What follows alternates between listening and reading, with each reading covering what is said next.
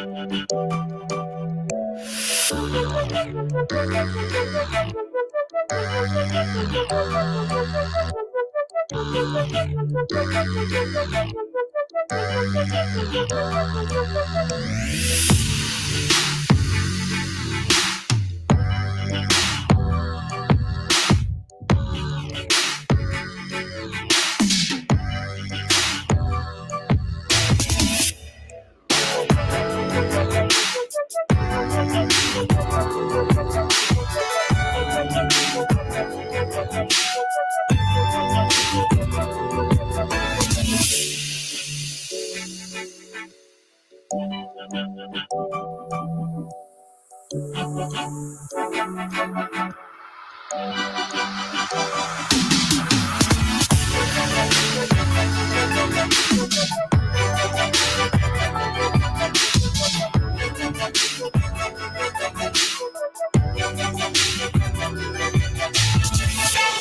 start when I say they start, smart ass.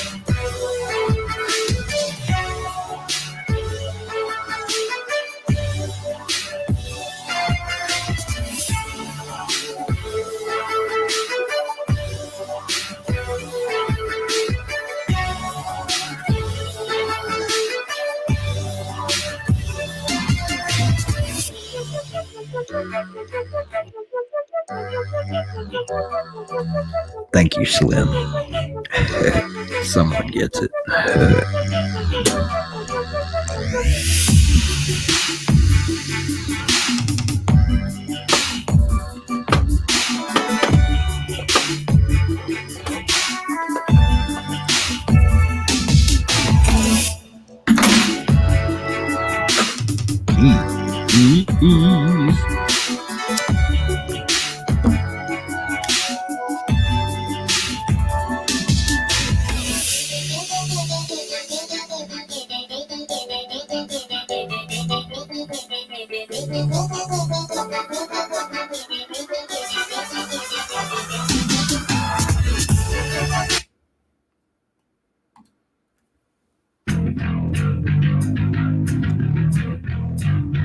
From the pinnacle to the pit.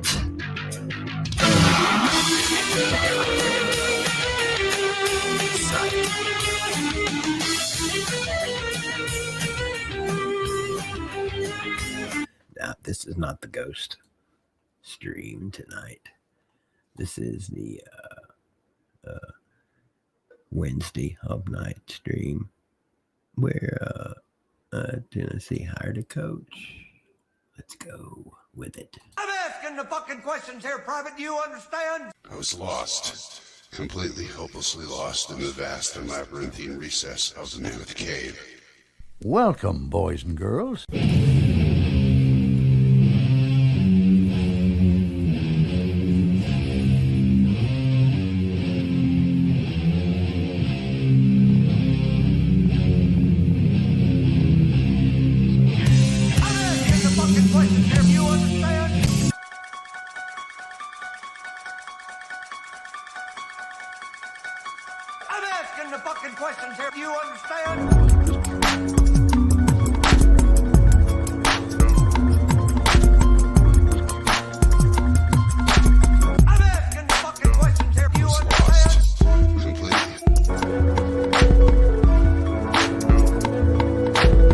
Welcome, boys and girls. I'm asking the fucking questions here. Do you understand?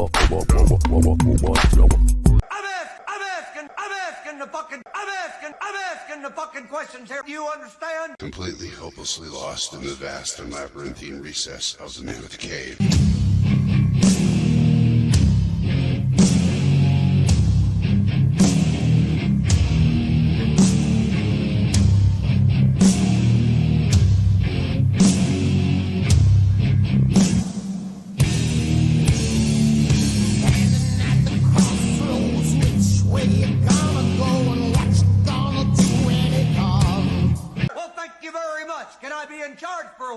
Welcome, boys and girls.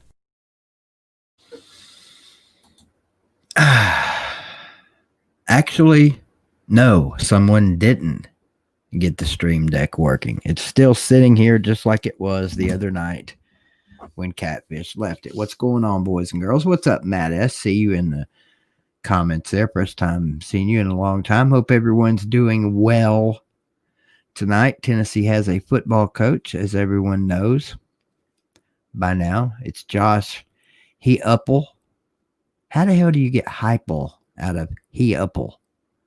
Well, he definitely upped his game going from UCF to Tennessee. Or did he? Or did he not? We'll talk about that tonight. I invited my buddy Onikuno to join sometime tonight if he wants. He is an Oklahoma fan. He does podcasts on here. You guys may or may not know him. He's been on here plenty of times before. Big time Oklahoma fan. If anybody on here knows about Josh Heupel, it would be him, I guess. So hopefully maybe later on tonight he can join the fray. Until then, we'll just talk about sponsorship. You guys know who sponsors this joint. Saleen Driver, Bluegrass Sports Media, and the big boys, of course, Everhart Transportation Incorporated, 1622 Industrial Road, Greenville, Tennessee, the title sponsors of this outfit right here. Lord knows what they were thinking when they did that. But thank you very much. If you would like to help support this show, I see Onikuno right there in the comments. If you would like to support the show tonight, or if you would like to support Josh Heupel, grab yourself a McDonald's bag and click the link in the description, and you can hit me up there at the old PayPal link or whatever you want to do. I don't think Josh is going to be needing any money. I'm pretty sure we've taken care of him, or going to take care of him. I don't know. Let's see, Kuno. What did you say there? Check my text. This is check my checks. All right, let me text my checks. One momento. All right. Send me the link on Facebook. Okay. Send me a message, Kuno, please, sir. And I will reply with said link. So yeah, that's the particulars. You guys know how to, you know how to support this channel if you want to. Just being here, of course, is support as always. Tennessee, we need some support. We need a lot of things. A couple of things we don't need right now is an athletic director and a coach. Got both those taken care of. And surprisingly, pretty quickly. They said they wanted to do this quickly. Plowman, however the hell do you say her name? Beyonce Plowman. She said she wanted to do things quickly, and she did. Josh Heupel, not on my list. Of course, my list doesn't count. Of course, I didn't really have anybody on my list. I got you, Sean. Nobody in particular, because so many people have rejected this job in the past. According to Danny White, Josh Heupel was the only person they asked to take the job. Do I buy that? Fuck no. Maybe they did. I don't know. Maybe they looked everything over and looked at all the people. They supposedly talked to a lot of people. Of course, they're not going to tell us who they talked to. That would be silly, wouldn't it? They're just going to tell us, yep, we got our guy. We got the main guy we were going after. Bullshit. But that's okay. I'm okay with Josh Heupel as my new coach. I would have been okay with Kevin Steele. That's who I actually thought they would hire. I was wrong. First time I've been wrong in at least 2 or 3 hours. So sue me on that one.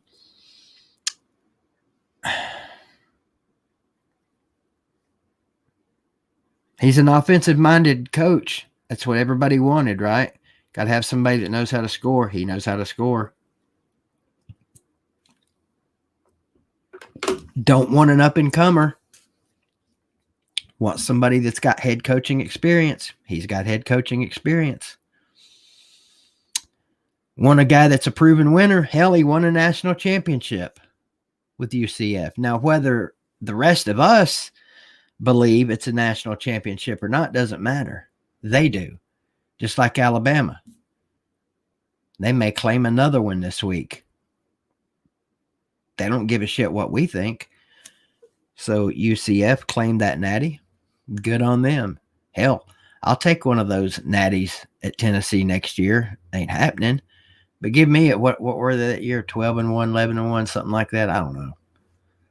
Don't keep up with UCF. I think I sent the link, Kuno. I did to the wrong fucking person. Oh boy. Hang on, Kuno. Do not click that link. That's what I just typed the young lady that I sent the link to. There we go, Sean. Jesus. I pulled his name up. Hashtag professional, right? Anyway, now he should be popping up in the back room anytime now. So anyway, all of the boxes have been checked per se on the Heupel hire. Not a big name. You know, of course, Tennessee fans wanted a big name. We always want a big name. We think our fan base thinks because we're Tennessee, we should be able to snap our fingers and get whoever we want. I see you back there. We should be able to snap our fingers and get whoever we want because we're the big bad blue blood Tennessee. No.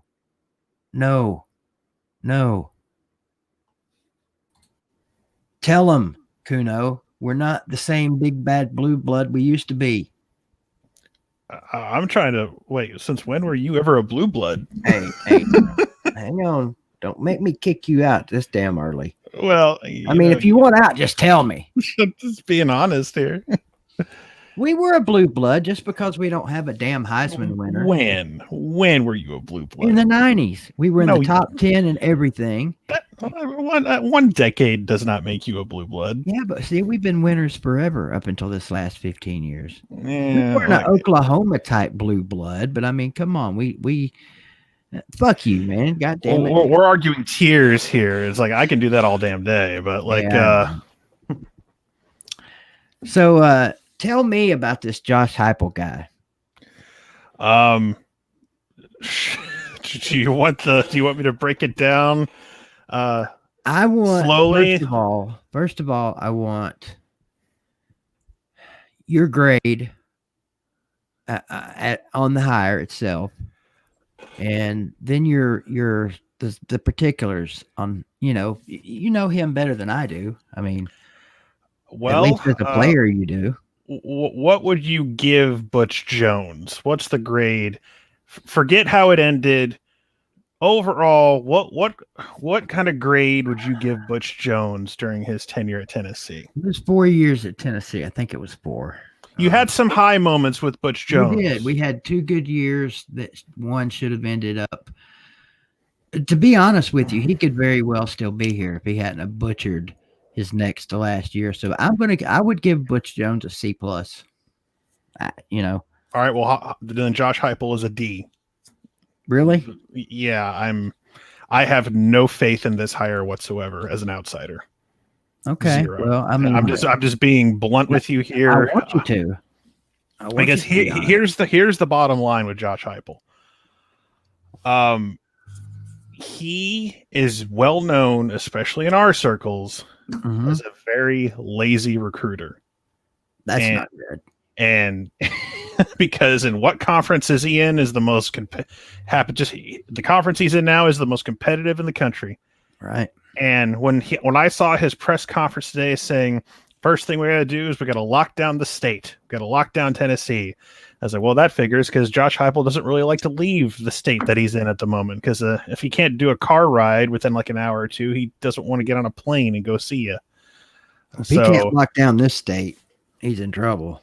I mean, but they all say that, don't they? That's the first thing they all say. Well, of course they all say that, but like, I've said this like ad nauseum so many times lately. I love Josh Heupel, the 1999-2000 quarterback at Oklahoma. Love him to death. He will always have a special place in the hearts of OU fans everywhere. As a coach on any position level, not so much. He left Oklahoma fairly bitter because Bob had to let him go. Now he kept his brother on because, well, nepotism and all that. That's the only reason Mike kept his job. What was he doing at OU?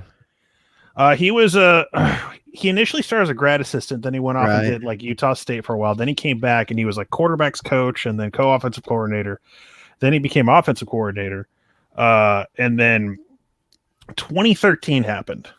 And like, this is like you'd think I'd be making this up, but like the two coordinators that we've had such bitter hatred and vitriol for, Josh Heupel and Mike Stoops, for the two coordinators that we beat Alabama with.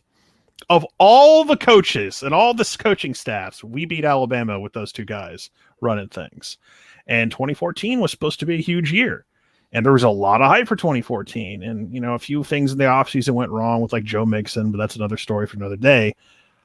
Heupel just wasn't running the offense Bob wanted to run because Bob Stoops, like, what a shock. A coach wants to be able to run the football. And Shocker, Josh, I know, right? yeah. And Josh is like, well, that's not the offense like you hired me to do here and everything. It's like, and like, so we ironically, of all places, like Josh's last game as an OU part of the coaching staff was down here at Orlando, the Russell Athletic Bowl, where we just got destroyed by Clemson. I got to watch that in person. I was like in first or second row right behind the OU bench because I got a free ticket from my dad because he still had season tickets at the time. And I left middle of fourth quarter, and I just like came home that night, and I got on camera, like on my channel. I said, listen, I don't normally call for jobs. I'm not that guy, but Bob, if the coaching staff doesn't change in the offseason, I'm going to start thinking you need to go. And guess what happened? Josh Heupel got fired, and we hired Lincoln Riley. He kept his brother, which I wish he would have wish he would have gotten the Lincoln Riley equivalent of him back then, but you know, still. By the way, I changed your name down there. Oh, that's fine. People know my real name. It's not a big deal. Well, I wasn't sure. I know a long time ago you didn't want people to know your name. Well, that was a long time ago. Yeah, things change, don't they? Yeah, it's like it's coaches not, every 3 or 4 years at Tennessee. It's not a mystery what my name is. So, when do we play you guys? We skip a year, don't we? We don't play you till like 24. Okay. We come to Knoxville in 24, and like I'm going to bet that Heupel is not going to be your coach by then. God bless. Yeah, I mean that's a lot. Our boy Carter, you know, he's already saying 4 years we'll be doing this again. I mean, just here's what's got to change. I'm sure you know this better than anyone. I don't know what the status of Harrison Bailey is with y'all. I don't know what you've heard. I've heard a few things, but obviously he hasn't done anything yet. Heupel's, if he can, by all means, he has got to convince that kid to stay. Yeah. I don't know what you're hearing. If he can't convince Harrison Bailey to stay with your program, he's got no quarterback to work with. So he's already gone to April. The last thing I heard, and this counts for probably absolutely nothing, is that he was already in the portal, but we know that's not true. Yeah, I'm like you, I haven't heard nothing, but I don't scour the internet looking for this information like a lot of other YouTubers and podcasters do. You can say me. It's okay. That's all right. I was actually thinking of somebody else, but yeah, like you. Yeah. Maybe I should, but I'm tired of getting my damn heart broken and getting disappointed and getting my hopes up for shit, and then 3-7 happens. You know? Well, I mean, it's not the end result you want, but I'm telling you now, don't get your hopes up. I know it's hard to say that in the off season because everyone wants to have at least hope, but I can't with a straight face say, well, if Heupel did, like he literally, I think he does have some talent and ability as a coach, but not the elite level. He did win an Addy at UCF now, Sean. No, he didn't. That was Scott Frost. Oh, was it? Well, damn. Yeah, and that's not even a real championship. So I know, but I was trying to play it up. So I can't even play that up. No, you can't even pretend that. 11-1 in his first year or something like that. I had his shit pulled up earlier and was like if you think forget the Oklahoma perspective. I'm actually here in Orlando for those that don't know, and I used to work at a radio station with a bunch of UCF guys. Right. And when Heupel got hired to replace Scott Frost, there was like a lot of they all came to me, hey man, we're gonna get Josh Heupel. It's like this and that, and like my response is kind of like what it is now with you all. It's like, oh, okay. And they're like, what? You're not excited? Like you don't think it's like a good move? And it's like, well, you know, there's a reason you got let go. And I saw this name pop up, I think yesterday or the day before. Tony Elliott was a big name that was floating around here. It's going to be Tony Elliott. The was it the OC for Clemson or? Yes. He was going to be the guy, and then the guy. I mean, you know how it is. It's always 3 or 4 guys that are going to be the guy, and I never heard Heupel's name until yesterday. I think.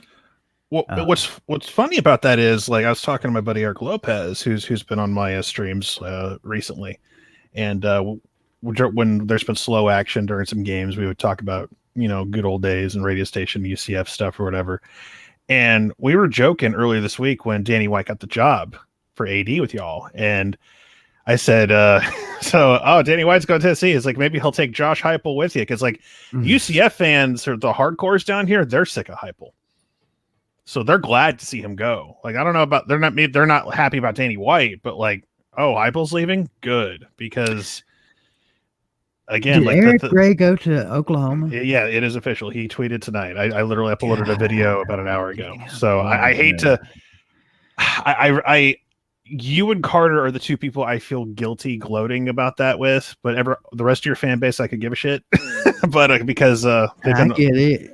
But like yeah, we picked the bones clean, man. I'm sorry. Well, at least he's not going to come back to Neyland Stadium and burn our ass. Yeah, we're he'll be in the league by then. So. I think the most excited we are is Keyshawn Lawrence. That's the most, because like we can't recruit safeties to save our lives, but like we'll take them any way we can get, any high quality safeties we can get. So that's and then Wanya Morris fills a spot at tackle until some of our younger guys at some point. The Oklahoma Volunteers are getting all set for next year. Yeah, we got 3 y'all, and I know Big Cat Bryant was potentially, I don't know what his, like, he was ready to go. Like, he had committed to y'all like over like a weekend or so ago, and then everything went down with you guys. All the bad news came. Oh, so you're getting him now too? Well, we were, and now we're not, and now he doesn't know what he wants to do, apparently, because he wants to follow Kevin Steele potentially wherever he goes, or his old position coach at Auburn wherever he goes. And like, if he doesn't make a decision at some point, he's not going to have a spot somewhere. I mean, he will, but not the spot, not a good spot he wants, because the truth about Big Cat Brian is like, I can finally say this for the first time in like over 10 years. We're good on the defensive line and the front 7 right now. We're not starving like we were a couple years ago. I can actually say that with a straight face. And so it's like, if we don't get Big Cat Bryant, not a big deal. So if he stays with y'all, we can damn sure use him. Oh, sure. Absolutely. Hey, I'm with you, innocent culprit. I'm not quitting being a ball either. I mean, we could literally wake up tomorrow and there be 0 players, with the half coaching staff, and I'm not quitting on my team. I'm just a realist now. I'm not the TTC guy 5 or 6 years ago that'd come on here and say, what? We're playing San Francisco 49ers this weekend? We're fucking you guys up. I'm not that guy anymore. You're telling me you're not going to make your annual video that you're all going to go undefeated and win the Natty? I probably will. Just because it's expected. But I mean, I don't even know what expectations for this upcoming year are. To have expectations. Well, what kind, who knows? I mean, you're all waiting for the hammer to drop. Basically, that's it. A certain Vols named Bill was like really getting on me about Twitter. He's like, I hope you get Eric Gray. I guess he was insinuating something about him not qualifying or him being in trouble or something. So yeah, he's got some issues, I guess. I think he was one of the ones that got a McDonald's bag. I'm not sure. Oh, I mean, look, I don't know how that's going to work, but I don't know Eric Gray. I guess he must have come from not necessarily, and I could be wrong here, but maybe he came from poor circumstances from Memphis. I don't know. Well, you can say that about a lot of players. Yeah, so, I mean, I don't blame any kid for taking free money. It's just the fact for all I know, Sean, he may have came from a great family and a great background. That's how little I follow these guys. You just, you assume, or I assume, guys that are taking money are guys that need it. Someone handed me a McDonald's bag that had some chicken nuggets and a few grand. I'd be like, I'd be as excited as about both. Like, Yeah. no sweet and sour sauce. Didn't I have 2 bags? You know, where's my other bag? I mean, I went to a local McDonald's just up the corner, and I asked for the Tennessee combo meal, and they weren't. And like the lady legitimately, genuinely just shook her head, said, "We don't have that anymore." Something just dawned on me that cracks me up. I accidentally sent the StreamYard link to a friend of mine who doesn't have a car. And so occasionally when she needs a ride from work to home, I'll go pick her up and take her home. And I was doing that this afternoon, and I'd already left, and I had already passed this particular establishment. She said, "Hey, you don't happen to pass a McDonald's on your way over, do you?" And I didn't even think about it till now, how funny that actually is. That text could have gone many different ways had it been one of my football buddies. Mm-hmm. Anywho, yeah. So got us a coach. I don't know what to think about him. I'm not upset. I mean, he's willing to show up and coach you. So yeah, that's he something. he didn't say no. They didn't have to beg him. Well, as far as we know, they didn't have to. I would assume not, since they've been together. How long was Danny, the AD, there? Oh, I don't know off the top of my head. He was there for a while, but he would always come on the morning show at 96 here, and he would do interviews. Like he was really like he was on his soapbox a lot about Group of Five, or no, he wouldn't even call it group. It's just like, we're a Power 6 conference. Like, tried to speak that crap into existence about how the American is a power league and everything. And it's just like working at like 1080 down there. It's just like, I was the quote unquote Power 5 snob. And I'm just like, y'all need to stop that. No one's ever going to put you in this thing. You're not going to be put in the playoff. Or if we go 6-6 next year, that would be considered amazing almost, wouldn't it? Well, here's how I look at this. I was good. Like I called in on Lou's deal last night because the Heupel rumors were popping in. I was just like, ha ha ha ha. There's no, like, I was like still kind of okay. His name's being floated out there, but we'll see if he's actually. And then I woke up this morning. I'm like, mother of God. But the point I'm getting at is that I never got to bring it up. Is like, if you really look at the SEC next year, there's a lot of programs that are in deep shit or are rebuilding. So if you just break it down one by one, Tennessee has their deal. South Carolina, brand new head coach and rebuilding. Right. Florida. I don't know what Dan Mullen was rumored to go at one point. Now he's staying, but his team looks like complete and utter garbage, like, to finish the year. And it doesn't look good going into next year. LSU is the new Baylor with rape allegations. People keep forgetting that, but that's going to be a thing this offseason that's going to pop back up. Yeah, like, I don't know about that. Yeah, LSU is like the new Rape U, so I hate to be blunt, but that's happening. Auburn's is rebuilding with a new coaching staff, so you have all of these, and I know Georgia was kind of rumored to maybe be in trouble, like Dan Patrick dropped that, but there's nothing that's come from that yet. So I assume Georgia's fine. That was weeks ago.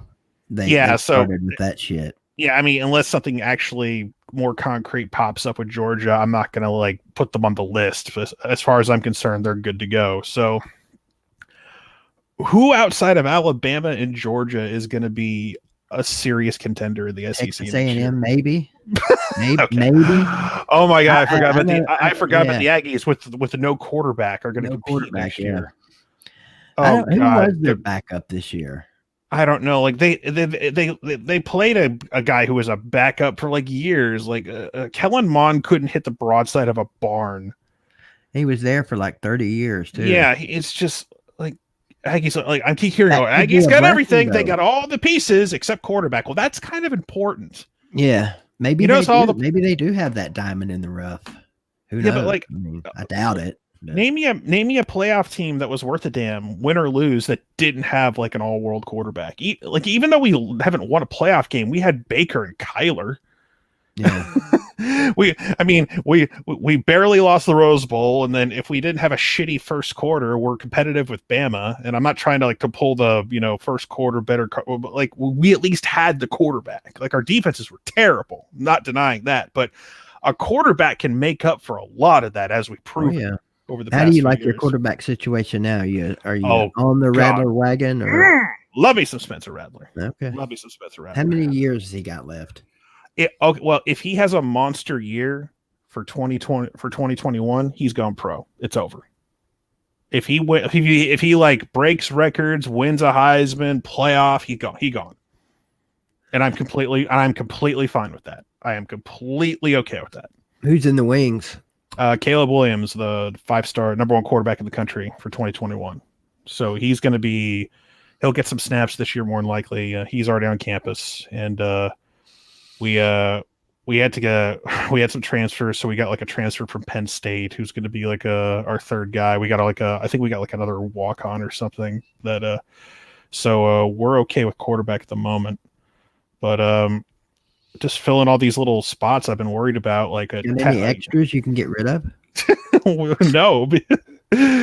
We've been trying to fill the holes that we're missing out because we lost Ramondre and a few other guys. But God, man, we need everything. We literally need everything now. yeah, I mean, our best player's gone. I don't know where he went yet, or if he's gone anywhere yet. I know he hit the portal. To'o. The linebacker.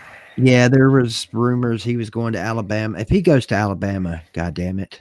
That's what I was hearing last too. Hold me back. Going after him.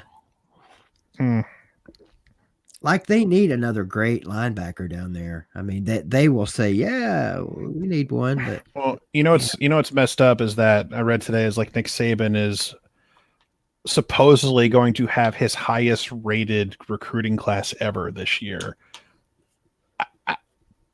Okay.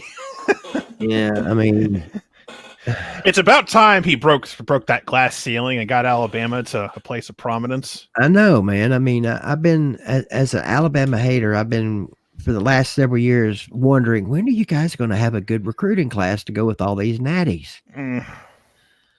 Well, it took Saban a while to get a quarterback who wasn't just a game manager. And now that he started getting actual good quarterbacks, and it's like, oh crap, he figured it out.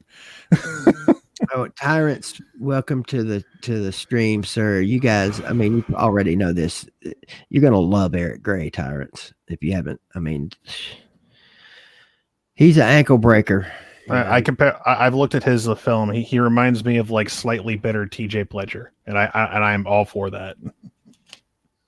He's got some. I mean, he's got some toughness too. He's not just that little scat back that can dance. And didn't he have like the longest run in Tennessee history or something like that last year? Like against Vandy. Close, I think. He was like an 80-something yarder or whatever. He piled it up in that game. 200 and some yards, I think. I may be thinking of a different game. He had some records here. That may be one of them. Seems like there was one game, and it might be the Bandy game. Help me out here, comments. Didn't he have like a freaking 240-yard game or something? Well, that's like some of the clips I was looking at earlier. It's like here he is breaking this long run against Vanderbilt. It's like, well, I'd hope you do it against Vanderbilt. I hope you do that. But yeah, it's just what really a lot of OU fans especially online and on Twitter are just loving. They're loving the fact that we're picking players off from you right now because some Knoxville radio station last year put out a tweet in like February, March, or April or something, talking about how our 2021 class was ranked only 42. You know, the class that isn't officially done yet, even now, like it's not done officially till next week. Oh, look at Oklahoma. They're 42nd in the rankings. And like they had the picture of our Sooner scooter that like toppled over like in 2019. Yeah, nobody ever uses that, do they? Yeah. And it's like, we're all like, what the fuck is Tennessee? What? Why? I know we play them this year, but like, you're ranked 42. Haha. It's like, you know, recruiting, like, your class isn't done in like it April sounds like May. Fucking idiots that do Fox Sports. Yeah, and there's only one station I listen to out of Knoxville, and it's not the Fox Sports. It's the one I'm talking about is the Sports Animal. That's the one who did it. Oh wow, really? Yeah, it was the sports animal down in Knoxville. Wow. That's the one I do listen to. Well, they get it thrown back in their face like on a daily basis now because Wow. we don't have like a top 5 class because like a lot of guys we were in on, like we missed out on like Bryce Foster and Tristan Lee. Oh, don't get me started on Tristan Lee, like how he lied to everybody when he had committed to Clemson.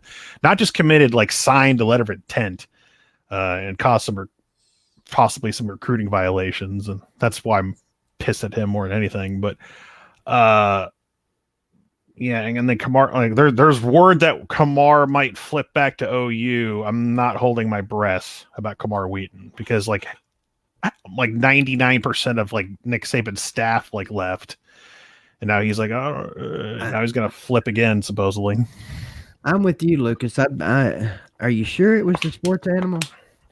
I think so. It was like Sports Animal Knoxville, something like that. That would be surprising because they're like they're the flagship station of the UT Sports. I mean, they're very careful. Well, they want. Doesn't mean that somebody didn't fuck up, but it always. I mean, it doesn't matter. I mean, it's not like you did. It's like, but it's like, right. But like, OU fans online love like quote tweeting that thing. They love that thing so much. Yeah. Shit. Yeah. I was getting ready to say something and it just left me. Did I already ask you if you liked did I ask you or think if you liked the Danny White hire? I mean, UCF's gonna miss him. So I mean, the way I look at like I heard you earlier talking about how Heupel, he claims that Heupel was the first coach he asked. Right. I wouldn't have trouble believing that because he actually knows him. But like because I just thought, who is going to take this job at the moment? Somebody awfully brave, awfully desperate, or awfully Heupel. Yeah, and I think this is. I'm not saying Heupel's never get a head coaching job again, but I really think however he can, he needs to knock this out of the park any way he can, because if he I just noticed something about him. He looks just like our former AD Mike Hamilton. That's a cringy name for Tennessee fans. But yeah, Josh is a little rounder now. We like to post we like to post him in his Batman costume he wore that one practice we did that one year because it was Halloween and all the coaches wore like Halloween costumes and he was Batman and he just looks miserable. Like Heupel is not like Mr. Personality. He is just great. One of the problems. Dooley was Mr. Personality and that didn't help. So yeah. I don't give a shit what their personality is at this point. I want them to win football games, and I know it's not going to happen next year. So I'm cool. I know it's going to take a few years. Well, he doesn't establish relationships with guys he recruits. Unfortunately, when he was recruiting, that's what recruiting is. Yeah, like when he was recruiting, like Drew Allen, a quarterback we had recruited like years ago. Like Heupel was recruiting him, and he eventually came here, but like.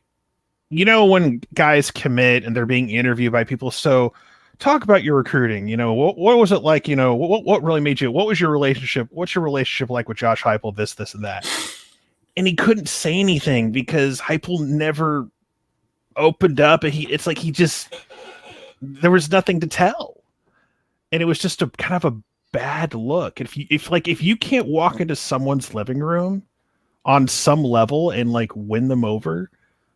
Like, it's not just about X's and O's, and it's not just about your campus and what you like. You got to be able to connect with other human beings on some sort of personal level. That's how you got to get. That's how you get that's how Barry Switzer did it. So he's probably, I'm guessing, more of a let the assistant guys do most of the recruiting. I mean, that's kind of what that's what Bob did. Bob let his assistants do it. The problem was Josh learned everything from Bob. Well, I mean. Bob was the closer. Like Bob did the old school thing where the assistants were recruit, and then Bob would do the big final visit where he was there. And then, I mean, Bob at least has the deal. Yeah, Bob at least has some sort of a personality. I know it didn't show up from time to time, but Nowadays, he's got a beard. He's selling rock and roll tequila. He's having a good time. He's just all the stress of being a coach is gone. He can just let it go. But yeah, it's just I just don't know how he's going to be able to handle this. I started watching his press conference a little while ago, and several hours ago actually, and I had to leave to go pick Monica up, and so I haven't finished watching it, and I don't even know if I want to now that you said that. Well, I don't know. As long as he's not another Butch Jones used car salesman type. I mean, with all the fucking slogans and I don't think Tennessee fans want slogans. We've had our fill of that. We've had the concrete dog on the sidelines with Butch Jones or Derek Dooley. Had all the slogans with Butch Jones. We've had the hard nose, don't say a lot in Pruitt. We've had the Kiffin, for all his faults, was probably of the now 5 coaches since Fulmer, he was really the most fun, in my opinion, to watch the reporters deal with. Dooley had some good, he had some good sound bites and shit, but you never knew what was going to come out of Kiffin's mouth. I mean, sound bites are great for hype videos and Right. all that stuff, but it's like you can have all the sound bites you want. You got to back it up at some level. Like Nick Saban has sound bites, but it's not the sound bites you would use for a hype video. It's like him being pissed off. It's like my favorite sound bite of all time from Nick Saban is when people are asking him one of the years, like they were going to the SEC championship game, and like in theory they could lose the game and still make the playoff or whatever, and he was just so pissed.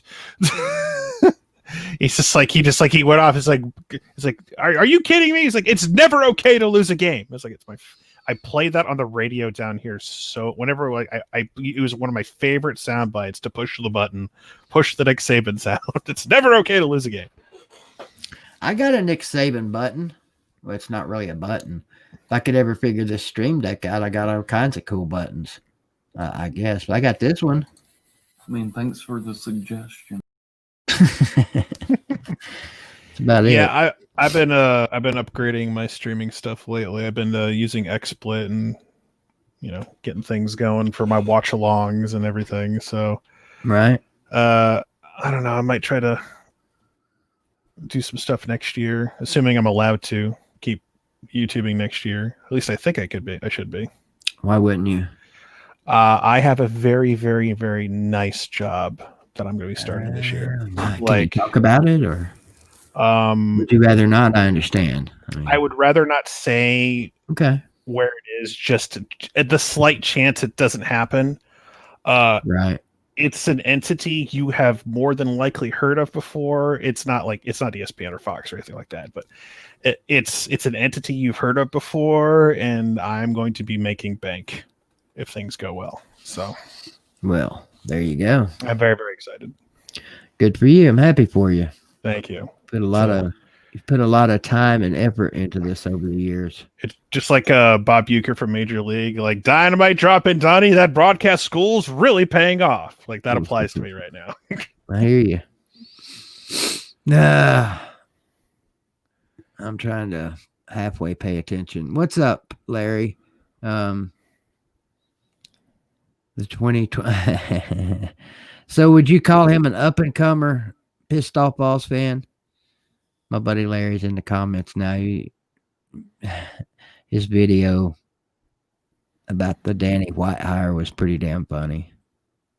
I don't want no fucking up and comer. If he said up and comer once in that video, he said it at least 40 times. You gotta get your ADs for an up and comer, or to me, an up and comer is somebody that's like a coordinator.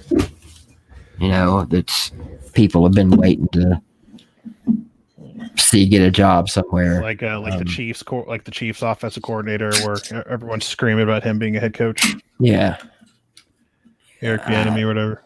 Oh yeah. The Colorado guy played at Colorado. Joe Brady's a name one of the first names that popped up when this shit happened. So there were some coordinator names out there that were being thrown around. There's an old saying, like, if you're gonna fail with a coach that can recruit. And when I saw Josh Heupel, I was like, well,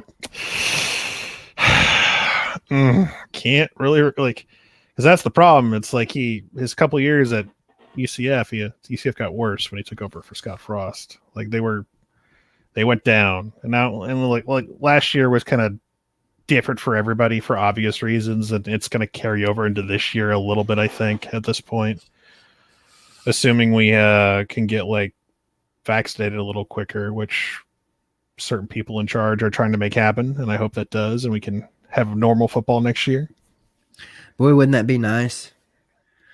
That's all I care about. I don't care who's in charge when it comes to the government. I was like, can we get back to normal life at a fairly decent, by the fall? Like everything else, it's like, I know there's other things we all need to do. We all need to work. We all need to do this. But like by the fall, can I travel to Dallas, Texas and watch the Red River Shootout? Can I go to Norman and watch them play Nebraska this year? Can I do those things without too many roadblocks, too many things in my way?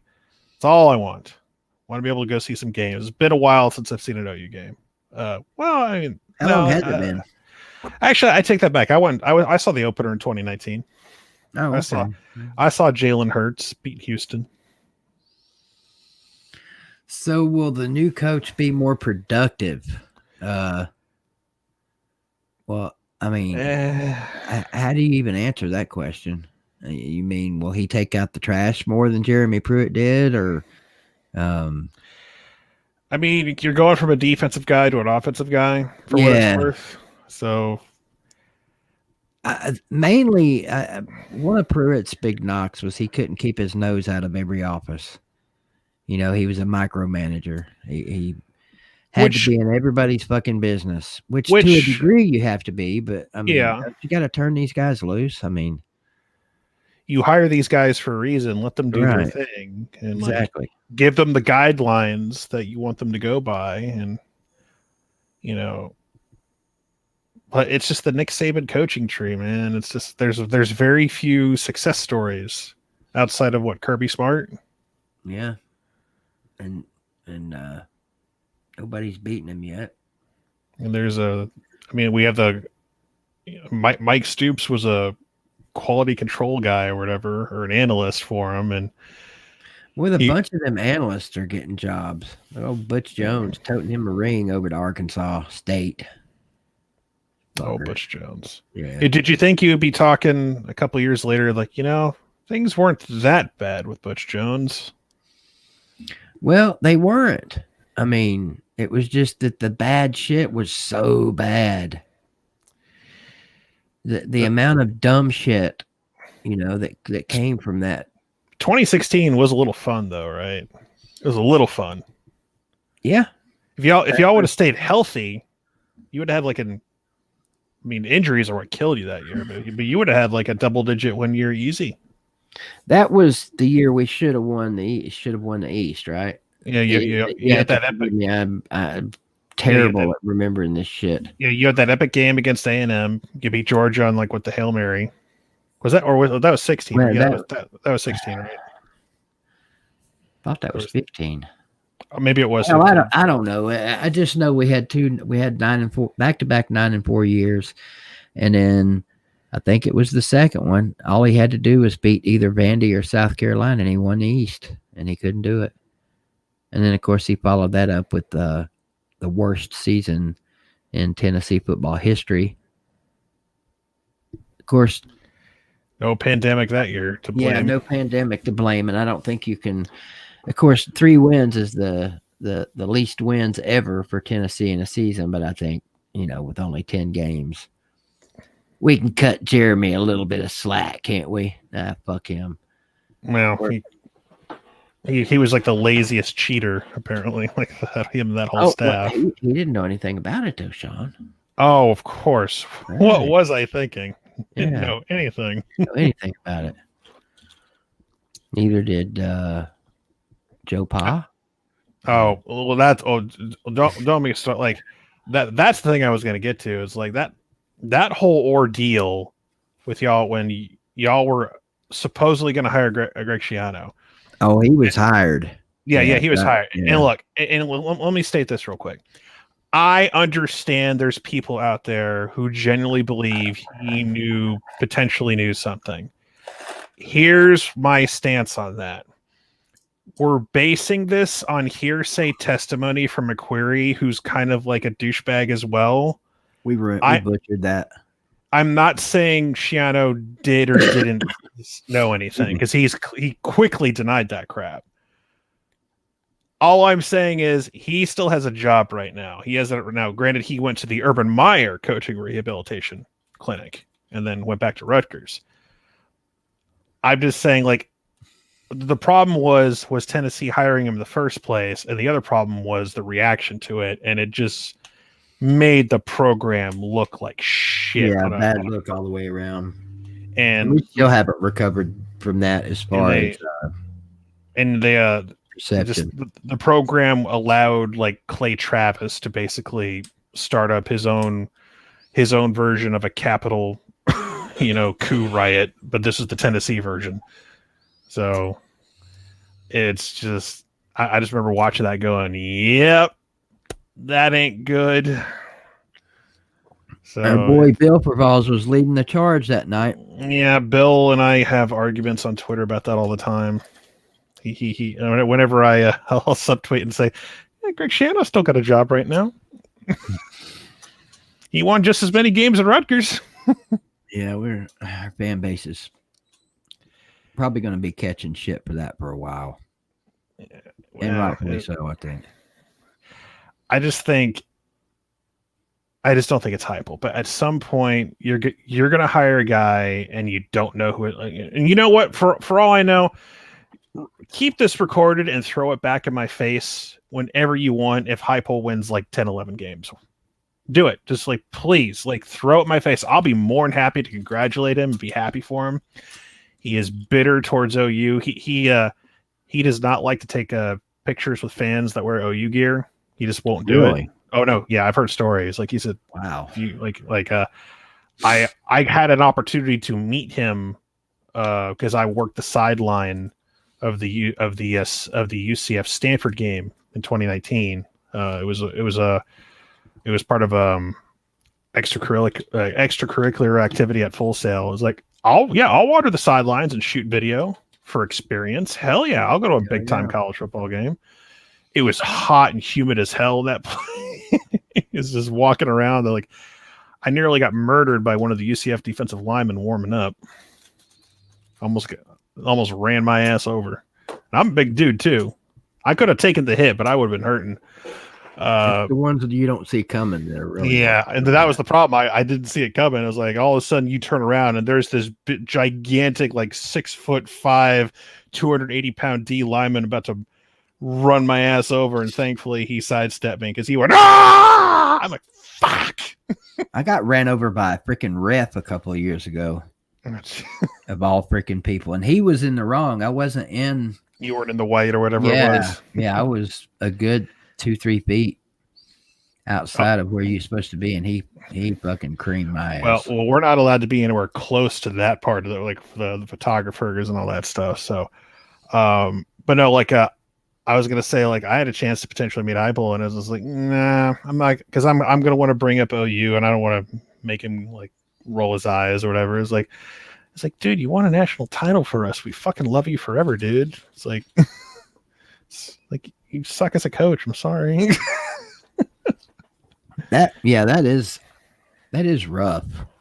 Not wanting to take pictures with your. See, that's the thing. It's like when you're a player and you try to come back as a coach, you always run the risk of ruining that legacy. You got to be super careful with that stuff. Look at Jim Harbaugh. Oh, yeah. Harbaugh is like, he's still the coach of Michigan, and I don't know why. How'd they do year before last? I know they haven't beaten Ohio State with him. Nope, and they're not going to either. Yeah. Like, they were awful this past year, too. They lost to Michigan State. Michigan State was awful. awful. I just that's like it's like That doesn't hurt my feelings at all. Like think about like all the '90s programs, like all the teams that were dominant in the '90s are garbage now. Like Florida Except for State. Ohio State. Yeah, but Ohio State was good, but they like Michigan was kind of like the dominant team in the '90s though over Ohio State. It's like Michigan sucks, Nebraska sucks, Florida State sucks. The Gators are kind of like. I said Tennessee sucks. Yeah, Tennessee, and it's just all those. You go back and look at the '90s top 10. It's like not too many of those teams are in the top 10 right now. I mean that's probably maybe a good thing for the casual college football fan, but they've got to be they've even got to be getting sick of Alabama, Clemson, and even Oklahoma. Well, I mean, like I was just happy it was Ohio State, Alabama. I was thrilled for that. Granted, the game turned out the way it did. It's like, good. It's not fucking Clemson again. If it was Alabama, Clemson, I'd been like, fuck, man, we're really going to watch that shit again? You know, like Ohio State just like... How many Alabama, Clemson games have we seen in the last 5-6 years? Championship games. Quite a few, 15, 16, 17 in the semis. 15 and 16 in the final game, 17 in the semis. 18 was 18 was the final. Bama didn't make it 19, and we didn't see it. So the last year we saw it was a couple years ago. So 4 out of the last 5 years. 15, 16, 17. Hell, 5 out of the last 6, isn't it? Okay, it's a lot. 17.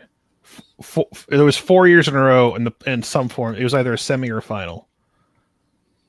Like the semifinal matchup was 2017. I know this because I didn't watch it because I was so mentally and physically exhausted from that Rose Bowl. Like I'm not going to sit here and say I cried myself to sleep, but I came close. I was like, I couldn't watch more football. I was done. It's like whoever wins. I was like, I'm how long before we see? How many years before we see a 4-team? Hell, we may never see it. A 4-team playoff that doesn't include Oklahoma, Ohio State, Clemson, or Alabama. Well, we weren't in it this year. We tried to sneak in. No, I mean losses. any of those. Well, it's process elimination. Like everyone, like I know Lou is really high on OU and Georgia next year. He looks at JT Daniels at quarterback kind of the way I'm looking at like all these Tennessee transfers. It's like, okay, we're getting guys who can play the role or fill the roles that we need. I'm not 100% sold on JT Daniels, maybe like he is, but I'll give him benefit of the doubt because he knows his team way better than I do. So if he's a believer that he can get the job done based on what he's seen, I'm not going to like argue with that because believe me, I'm like that with like OU's defense. It's like, okay, because there's people out there who are going to roll their eyes. I say, OU's got a good defense now. And I was like, I don't know, but it's like, no, like based on what I've seen the last 2 years, they've been really good. Mm-hmm. You take out that LSU game, which they were going to murder us anyway because, you know, we weren't consistent enough. It was like that was Grinch's first year and everything. But I don't know, like the teams like Bama, Clemson, Ohio State next year they're going to get benefit of the doubt in the preseason, but none of them have like, I mean, Clemson's, I can't pronounce his name. Clemson's got that like monster QB that played in the first Notre Dame game. And yeah, you just do like everybody else and call him ukulele. Ukulele. There you go. I mean, everyone's like, so there's like, we actually, you know who he is to an extent. Bama's going to probably, Bryce Young is probably going to be the QB for Bama next year. I know Riley was going after him pretty hard. But you know, you can't get like the best QB every year because like that just doesn't make logistical sense. I don't know who Ohio State's QB is at the moment or who there's going to be, but I know Oregon's kind of out there again with Cristobal. So what he's doing out there, like they kind of had their guy's going to be back next year, isn't he? I think so. Whatever his name is. The problem with the Pac-12 is just that they have that stigma of nobody wanting them to be there. It's like everyone just keeps waiting for the Pac-12 to lose. Just got the Pac-12. Just lose already, so you're not in the conversation. Who is J.J. Peterson? I don't know that it. Whoever he is, he entered the transfer portal. I heard From who? Hell, he may be a Tennessee player for all I know. Well, that Jason Raines in the comments is saying that he entered the portal today. Oh, okay. Well, I'm fairly confident that I can tell you that we don't plan to take any more players from Tennessee. We might take that linebacker if he's available though. Yeah. But if he decides he wants to, we can use more linebackers. I'm here. Well, I mean, he could do worse, I guess. Oh, okay. I thought some breaking news happened on one of the Rivals OU board, but it's just it's all good. It was a joke post. Wouldn't that have been some shit if that was? I call him the Big Toe. Henry To'o announces that he's transferring to Oklahoma. Sergeant Holka is like our big toe. Yeah. Are you shook up? Are you nervous? It's made a Stripes reference. Yeah. A great movie. That's I'm a fan of I love some early 80s comedy with SNL guys. I love Stripes. My favorite one, I mean, Ghostbusters is my favorite movie of all time, but my favorite comedy from that era is Trading Places with Dan Aykroyd and Eddie Murphy. I love that movie so much. That is such an awesome movie. It's not a Christmas tradition, it's a New Year's tradition. People and what's her name's in it too? Jamie Lee Curtis. Jamie Lee Curtis, yeah, when she was hot. Yeah, she was super hot back then, and but that's I used clips from that movie as hype clips for the Rose Bowl against Georgia, where it's they're walking into the exchange, think big, think positive, fear, that's the other guy's problem. Well, Billy Cole, in case you were wondering, he beat me to the punch today. Where's that at? He texted me today. Billy, he said, before you ask, I really like this guy. I think he's going to be really good. So there you go. In case you're wondering. So he's not hitting the portal, Billy Cole. So get off of my guy, damn it. Oh, and he damn it, I almost forgot to tell you there, Billy. He had a message for you today. Where'd it go? What's up, Billy Cole? There you go. Well, I mean, we can certainly do worse next year, and a lot of opposing fans think we may not win 3 games next year, which would indeed be the worst season in the history of Tennessee football. Well, when a lot of guys, when it looked like everyone worth a damn was leaving, I was like, oh, they're not going to win an SEC game next year, maybe, are they? I mean, that's because I was hearing stuff about Harrison Bailey, and I'm like, oh. If he leaves, yeah, I mean, he's not win an SEC game next year. He's a 5-star QB, and no one's going to say no to that. Well, of course. No one's going to say no. Heupel better do some fast talking. And maybe, just maybe, Bailey was waiting, to see. I hope his dorm, I don't know where he lives on campus. I hope it's not too far away, because Josh Heupel will have to get up and get in his car and drive over there, maybe. That he'll treat that as a recruiting visit. He'll be like, you mean actually to do something? It's like, yes, Josh, you actually have to recruit. Fine, I'll go. How much actual recruiting do you think Nick Saban does now? Well, no, the head coach can only do so much, obviously, because they're limited to where they can do, because the staff has to go out and do it. But still, you kind of lead by example in a sense. According to Matt Sims, not the Matt Sims that played for Tennessee, the one in my comment section, He says that Bailey tweeted saying he likes Heupel and is 100% with Tennessee. Well, there you go. There's your So if public that's endorsement. true, Well- I'm not saying, I'm not questioning you, Matt. I'm saying if Bailey believes that, then that's the best news we've gotten in several weeks.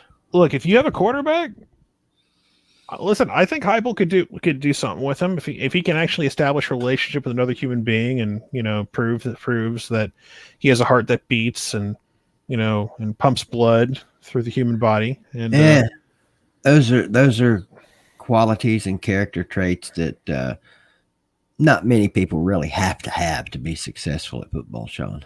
If maybe for Halloween he can dress up as the Tin Man and sing "If He Only Had a Heart," something like that. And maybe he can get something going. Do like Mullen and dress up as Darth Vader.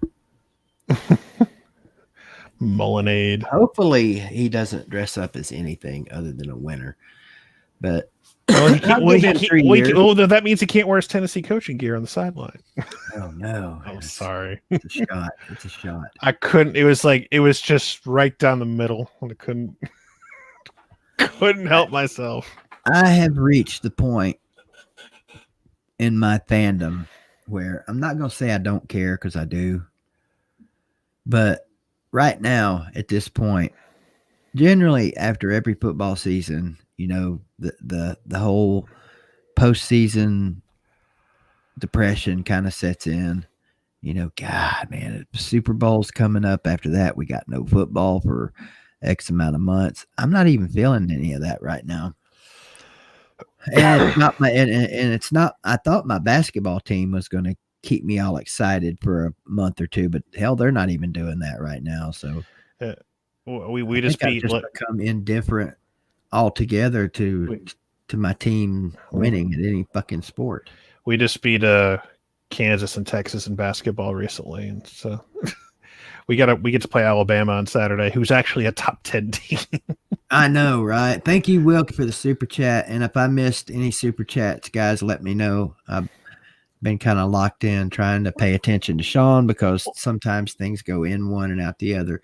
Because you're saying I talk too much, huh? And I just go on rants. No, I have to do that with everybody now. Things do leave me so quick, even my own damn thoughts.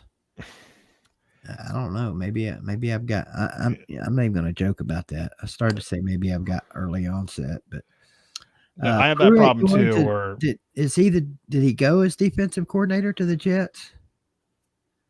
I mean, hell, that's a major upgrade, wouldn't you say? Going from head coach at Tennessee to coordinator in the NFL.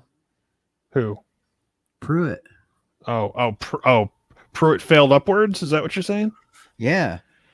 How often does that even happen? I mean, he went to the Jets, so I know, but it is an NFL team. Granted, it's like the Vanderbilt of the NFL. The Jets. I don't know about the Jets. They're trying to figure out how to get Deshaun Watson, and it's like, if I'm Deshaun Watson, haven't had a good team since Joe Klecko. Anybody remember that name? No, they Jets had a team not too. They had Mark Sanchez got them to the AFC Championship a couple times. There's Chad Hutchinson got them to the AFC Championship once. So they were all right back in the day, a little bit. It's their uniforms. They need to go back to the old white helmets. Oh yeah, they switched back. They switched back to Pine Cone. They switched back to those awful 90s, like all green. Yeah. I hate those are the loser uniforms for the Jets, in my opinion.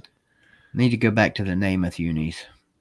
Yeah, I agree. When they went back to those, I was like, okay, those are good uniforms. That's what the Jets. They go back to that, and then what's their quarterback's name? Shit. Oh, Sam Darnold. Darnold, yeah. Darnold. I am so sick. I am so sick of hearing about Sam Darnold. It's like he has gotten every excuse made for him in the book about how great he is, and it's just like okay. At some point, like, especially Cowherd just like sucks his dick whenever he gets a chance, and now he's starting to lay off because even he can't pretend he's good anymore. It's like, Sam Darnold should have been to the Browns. I'm just like, oh, for fuck's sake. Let's talk about your boy Baker for a little bit. All right, let's talk about Baker. How excited are you for him? I'm very excited. He won the first OU quarterback to win a playoff game in the NFL. Now, let me clarify something. Wait, did you say first OU quarterback to win a playoff game? Yes, I say that. Wow. And now here's the technicality, because someone's going to think about this in the chat potentially, but someone yelled at me about this earlier. Hey, what about Troy Aikman? And I'm like, oh god. Come on. Troy Aikman doesn't fucking count. Troy was there for what, 1 year, if that? Yeah. Jerome Brown broke his fucking leg in 1985, and he lost his job forever after that to Jamel Holloway, and he transferred to UCLA, where he played the majority of his college career. He's a UCLA Bruin. Mm-hmm. It's like I'm sorry, like Troy Aikman beat Texas once in '85. That was kind of it. That's your big Troy Aikman, and he was running the wishbone, and he hated it. He wanted to run more of like a closer to a pro style system, because that's what Switzer promised him, but Switzer went back to the wishbone because he tried to run like some sort of I formation with Marcus Dupree back in the day, ran off all his other talented running backs, and Marcus Dupree was like the biggest diva ever. And long story short, he had to. That's why OU dipped a little bit in the early '80s. But yeah, rest is history. But no, Baker Mayfield is, without question, the first OU quarterback to win a playoff game in the NFL, because we didn't have pro quarterbacks back in the old days. We were a wishbone team. Mm-hmm. Now we're starting. Litigator. Haynesworth apparently cited racism for UT not considering T. Martin. Well, that doesn't surprise me, because Haynesworth is a dickbag to start with. Hasn't your fan base like been begging for T. Martin just to do anything at Tennessee lately? Well, he's there. I mean, he's been here. Wide receivers coach. I think it would have been awful for T. Martin to have been hired for this job, because I'm going to cite what Billy Ratliff and Jeff Coleman said about it. He wouldn't get a fair shake, I don't think, from the fan base if he was hired. And the same thing would have happened that happened to Josh Heupel with OU fans. It's the last thing you want to happen. Yep. Like you want to hold on to those good memories of 1998. Vandy Dandy T. Martin's on pace to weigh more than Chet also. No, now Chaney might be, but not T. Martin. T. Martin's getting up there. But I don't know. Heupel's putting on some pounds every year, so who knows? He's definitely got that extra chin hanging. I put on some COVID weight. I put on some COVID weight myself, so I need explain to Michael Vick what the wishbone is, Sean. It's a form of a triple option offense, and like in the backfield, the formation looks like the shape of a wishbone. There you go. So if you know what a wishbone looks like, the backfield, you have the quarterback underneath, you have the fullback behind him, and you have like diagonally two running backs in the back, and it looks like a wishbone. Mm-hmm. I see you, Bogart brand. And when you snap the ball, the quarterback has the option, hence triple option, to keep it, hand off to the fullback, or pitch it or pass it. Yeah. Do you think Tony Elliott was offered the job? Well, unless I'm going to sit here and call Danny White a liar, no. Well, maybe he responded with LOL. Isn't Tony Elliott black? Because if he wasn't offered a job, that's the first thing people are going to start saying. It's because he was black is why he wasn't offered a job. Bullshit. I mean, you have to believe White when he says Heupel was the only one offered the job. Hell, he's only been here 4 or 5 days. How extensive and lengthy could the search have been? Yeah. I think it matters now anyway. Well, I think there was also a lot of pressure to get a coach hired as quickly as possible just to stop the bleeding. Yeah. Yeah. So, I mean, I don't think there's a coach out there that, how am I trying to say that? Tennessee could have literally hired just about anybody, and it wouldn't have been a bad hire. Save for Hugh Freeze. That's the one person I think that had they hired, that would have just been total retardation. Other than that, any of these other names that have been floating around would have been probably an okay hire, given the circumstances. Yeah, it's just gonna be a tough couple of years. Got to find a way to recruit. I mean, it sucks because you have that hammer hovering over your head and you don't know exactly what's going to happen. Are you going to lose scholarships? Like, here's what I'm saying. Take away all the bowl games you want. That's my mentality. You're not playing at a bowl game that matters anyway. Right. Like, the hope is don't take away too many schollies. That's the killer right there. Mm-hmm. I mean, my God, like, oh my God, we might end up, we're not going to get to play in the Poinsettia Bowl or whatever. It's like, who cares? Most of these bowl games are garbage to begin with. Mo, you don't believe that. You don't really believe that Tennessee should have hired Hugh Freeze. Oh, I'm surprised it took us this long to get to that point, to get to that part of the conversation. You got to be trolling me, Mo. There was no way. If Tennessee actually went forward and tried to do that, it would be like an episode of like Arrested Development or something. It's like, what the hell? Yeah. It's like you're going to replace one coach who got in trouble for cheating with another coach who was infamous for cheating at Ole Miss. It's like, who cares? We got to do it. It's like, he may have that. Hugh Freeze may have came to Tennessee and done an amazing job, but the point is, Mo, you cannot give him that chance. I mean, that just, to me, that's up there with almost up there with hiring Lane Kiffin back. Can't do that shit. But was Kiffin like a I notable? would take Kiffin before I would Hugh Freeze. Was Kiffin a notable cheater when he was at his short time at Tennessee, or? I don't think so. I mean, I know he said some bullshit that wasn't 100% true, like to try to fire up like the boosters and stuff. But I've been hearing like from members of your fan base that they were begging for Kiffin. Let's get Kiffin back. And like, don't you hate it? People were like, so I was like, don't you hate his guts? Like, nah, we're good. We'll take him back. Really? It's like, after everything that went down in 2009. The trucker VFL says, why not? Don't you want to win? ? I'd take Kiffin too. What? I don't get what. Don't you want to win? Where has Kiffin won other than what was it? FAU or which Florida directional school did he go to? Atlanta? He was a Florida Atlantic. Yeah. I mean, okay, so he did okay at Florida Atlantic. I literally made like someone put together like I was on when I was doing the weekend show down here. I was like I was the producer who would pipe in with opinions every so often, which was a lot.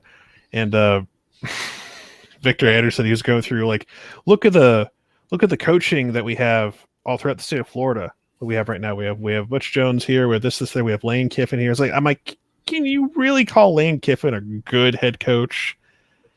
And it's like, what has he done? What has he accomplished?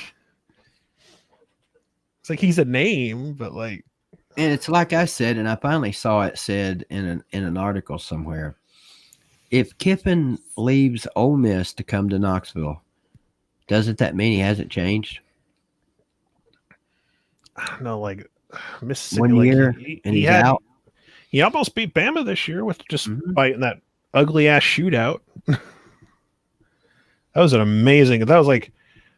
that game, I literally just got on and said, congratulations to Alabama on joining the Big 12. It was amazing. I was like, Bama has like a terrible defense. Is this true? And it didn't fucking matter because they still won the goddamn national championship. Doesn't matter. I don't know that it's weird, Augusta Gator. Isn't it weird that out of all the coaches post Fulmer that beat Florida was Butch Jones? I mean, Butch Jones is the best coach we've had since Fulmer. Damn it. I hate to have to say that, but it's the facts. Name a better one. Can't say Kiffin because he was only here for 1 year. I mean, he gave you a great legendary moment for the program. The trash can? No, well, no, I meant the Hail Mary. Juwan Jennings. Oh, yeah. The trash can is more legendary than Juwan's catch. That was that Vern's last year? No, I don't think so. I think he had at least one more. He did 17. I like Vern. I know a lot of people didn't.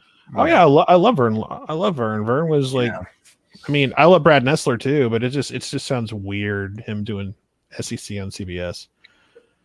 It's like it doesn't sound like, okay, yeah, Nessler's done a lot of big games like ABC and ESPN. It's like, it just sounds weird. It's like Michael Vick says it was.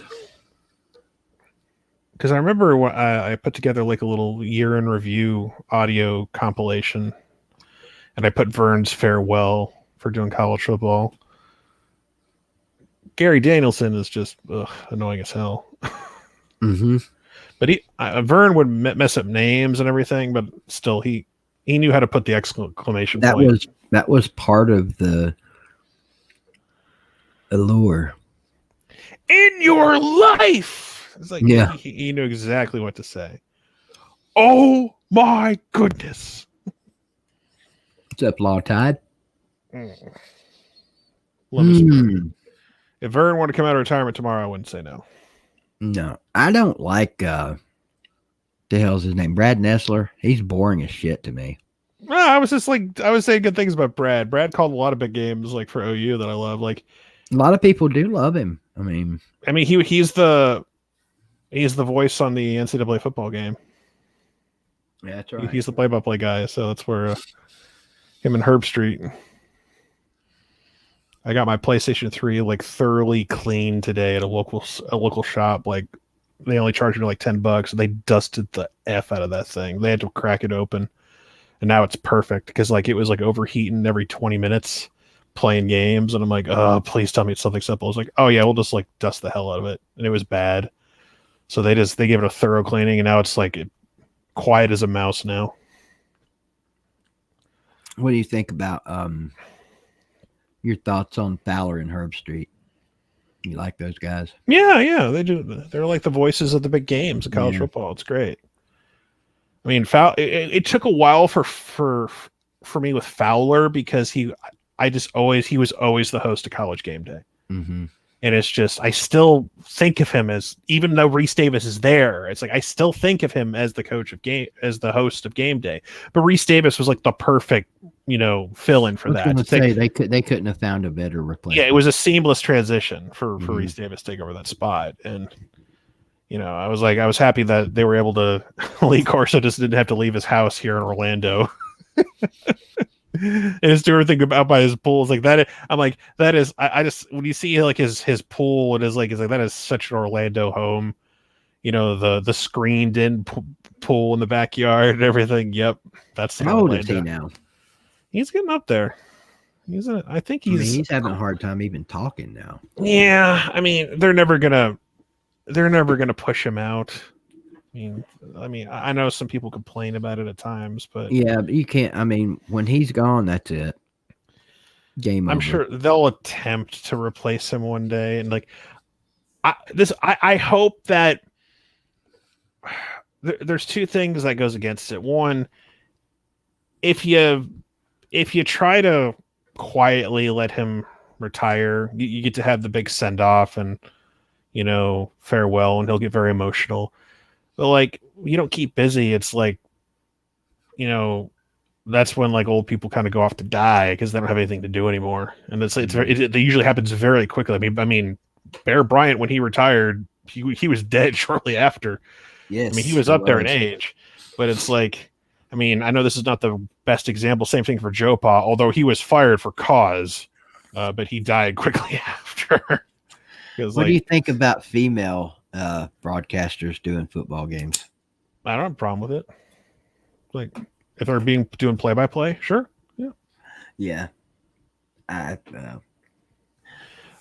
know there's like I know there's some people myself, but I know there's some people like it doesn't just because sound right. yeah. It's like they hear a female calling. It's like, if you do a good job, you do a good job. It's like, if you well, no, there's some females I could probably handle. It's just Beth Mowens I can't stand. Yeah, I mean, it's like there's plenty of guys you can't stand who call game. So I mean, there's nothing wrong with like thinking that, but and there's some of them like Laura Rutledge. She could just sit there and not say a word, and I would be happy with her play-by-play. Great job, Laura. Yeah, great call. Like what's her face? Shit, Erin Andrews. Yeah, she was getting up there now.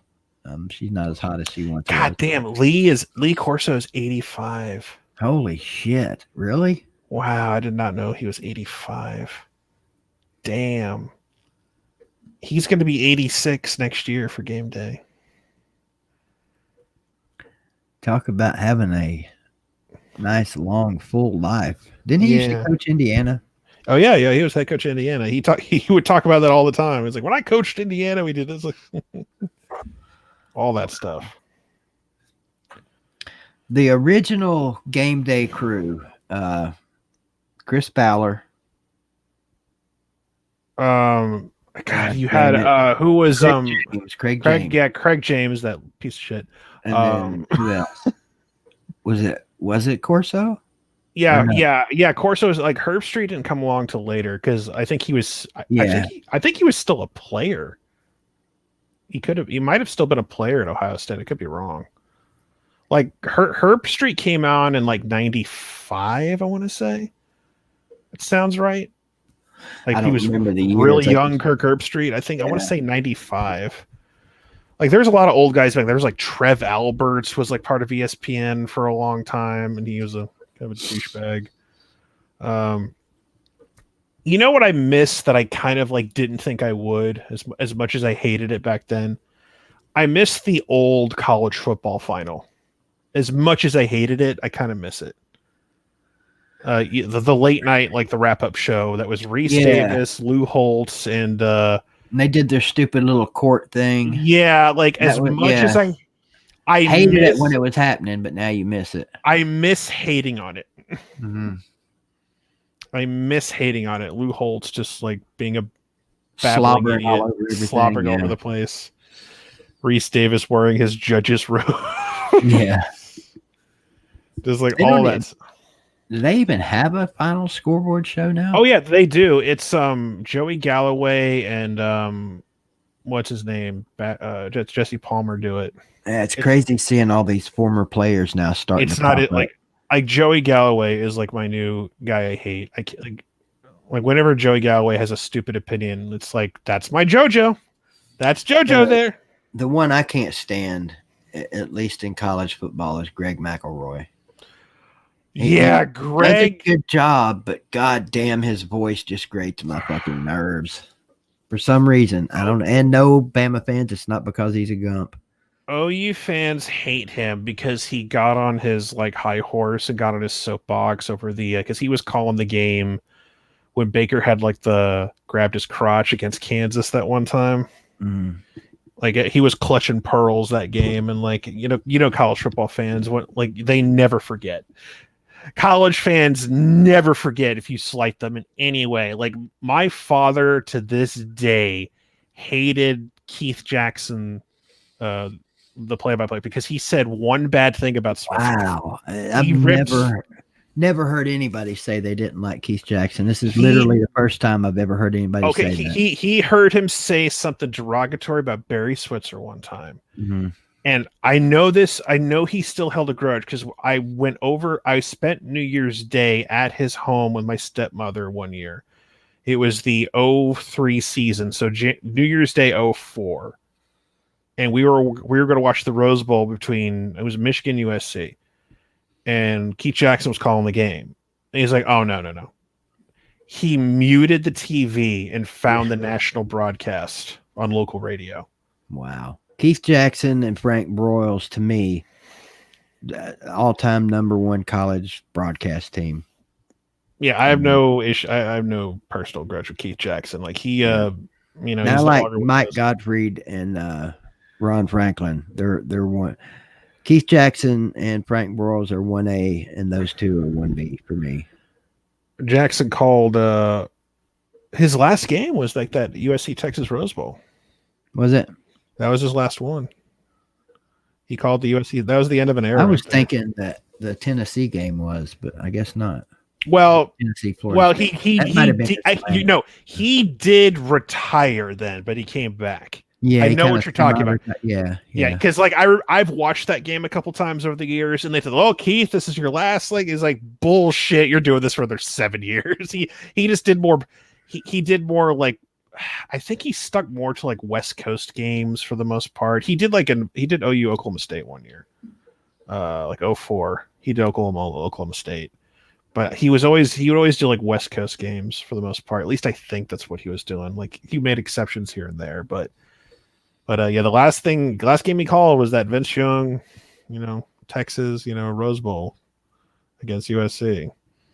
And like they asked him, was that the greatest Rose Bowl you ever saw? And he's like, no, I've seen better. I was like, he said it wasn't the best one he's watched. I was like, geez, Keith, way to kill the moment. Good ones in this time for sure. Keith Jackson. Yeah, he had that, and he did more than just college football. But like I always think of him. Nobody ever thinks of Keith Jackson's basketball play-by-play. No. Just trying to think what else. Like I was a Don Creaky fan in the 80s. When I was a kid. Don Creaky and somebody else for the Orange Bowl. Don Creaky. It's the Oklahoma Sooners versus the Penn State Nittany Lions for the national championship here at the Orange Bowl. It's like to me, like when I think of the Orange Bowl, I think of Don Creaky in the 80s for NBC. So many great play-by-play guys. Home run ball. Jackson has it. The All-American tight end is going in, and Oklahoma takes the lead on a 71-yard touchdown play. Like I memorized that play. There you go, Scott. All about the U. He's sleepy, so I went ahead and put him to bed. Won't hear the end of that one. Musburger called his last game for OU. His last college game was an OU game. He's doing Vegas Raiders radio, for the Raiders. I can't stand that guy. He probably one of my all-time most hated play-by-play. Who, Musburger? Yep. Whatever. And I know he's a legend, but there has to be. What was the reason? What did he do? Well, the reason is he butchered names, and one particular game. Vern butchered names. I know, but Vern could get away with it with me. Okay. It was the Tennessee Louisville game in 90 something. I can't remember what year it was, but we had a running back called Mose Phillips, and he called him Moss, and he just kept calling him Moss throughout the whole game. I was literally screaming at the TV like he could hear me, But I was screaming, "It's fucking Mose, you dumbass!" And from that day forward, I've just hated his voice. You're looking live. I'm like, "Fuck you," and you're looking live. I thought he would have said something derogatory, but at least my dad had a reason. That's like he said something derogatory. We all have our reasons, Sean. We all have our reasons. Pronounced his name. Like he did that like in the Big 12 championship game against Nebraska like 10 years ago. Like he was slurring his words. He tried to say Travis Lewis, and she said like Travis Lewison. Is like he was like trying to talk too fast. Burn or Brent? No, this is Musburger. Yeah. Oh, okay. Well, I mean, you may be old enough to remember. I'm not sure. How old are you again? I'm 38. Oh, you're not old enough then. He used to be on CBS way back in the day in the 70s. He was part of the let's see, it was Brent Musburger, Jimmy. Yeah, NFL Today, right? Yeah. That's where he and I know my history. I know my history. Yeah, but you weren't alive for it when it was happening. I was there in spirit though. Okay. You were Brent Musburger's 1970s spirit animal. Like Jimmy the Greek and all that stuff. Yeah, Jimmy the Greek, the fucker was never right. That's what was so great about him. Then he got Old School canceled when he started Oh, to. yeah. He like people say Right. people get canceled. Everyone's getting canceled. It's like, yeah, Jimmy the Greek really got canceled because he tried to explain to America why African Americans were better athletes, and he Yeah. just kept talking, and it's like, Yeah, like, shut up. Yeah. like even in the early '80s, forgot all about that. they weren't putting up with that crap back then. Archie Bunker's the only one that could get away with shit like that back then. How is that too? That show in the 70s could get away with some of the shit they got away with, and nowadays you could never do that. I mean, he was blatantly racist. Wasn't there like a special episode of where he was like in the supermarket and he told off one of his buddies who was being racist to one of his friends or whatever? I could have sworn there was like a very maybe I don't. I could have that, I could have sworn there was a very special episode where Archie Bunker like told one of his buddies to stop being a racist piece of shit. I could be wrong, but you ask how could they have that? It's like Married with Children was like the spiritual successor to it. Like, how could we have Married with Children with Al Bundy and all the like? That was my that was my show. That was my All in the Family. Love that show too. Beano Cook, Sean, that's a good one too. I used to, you know why I love Beano Cook? He is the first person that I ever saw predict Tennessee to finish #1 in college football, and they ended up being terrible that year. I think that's the year we started out 0-6. When I was in the Army and I started becoming more and more hardcore of college football, because I was a casual fan over the years, but when I was like out my own, I got more hardcore because like there's more. Like in the early 2000s, there was more content was coming. Finally, so Ivan Maisel and Beano Cook had their ESPN show, their podcast, and I would always listen to it.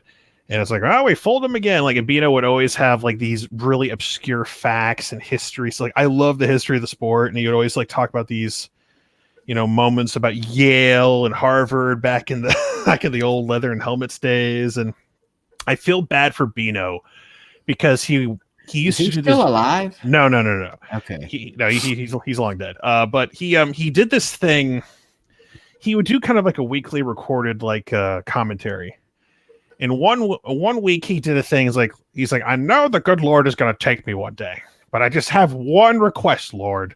When you do it, make sure it's not during the college football season. Yeah. And so he begged. It's just like, and of course he dies like in October. One year, and it's like, oh, I felt so bad for Beano. He was like the college football guru from back in the day. Yeah, he was part of the early ESPN game day crew.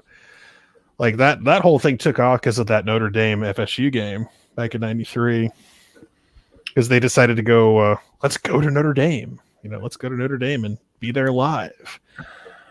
And it took they did it like one, and after that they did it like once or twice a year, and then like in like '95 it became an every week thing. But yeah, it's a good old college game. Like everyone loves to say they hate. Like I love how everyone says they hate game day, but then they always talk about game day in the off season. Oh yeah, it's like I hate game day. Tennessee fans that supposedly hate ESPN. Well, they're still mad at Chris Fowler for the comment that he made that he didn't make back in the day. See, there's always something they never forget. Mm-hmm. Well, the 3:30 CBS game is going to be a thing of the past in a few years because ESPN's taken that spot. What is that, like 2023 or something like that? 24, somewhere it's going to be like 24 or 25, something like that. Yeah, but like ESPN's going to have the what's up, Ballard? All that stuff. Like I don't know what CBS is going to do.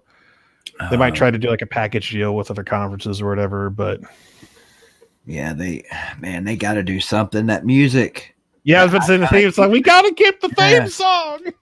ESPN, can you buy that too? Like you can. They got their own theme song, but it's just not the same.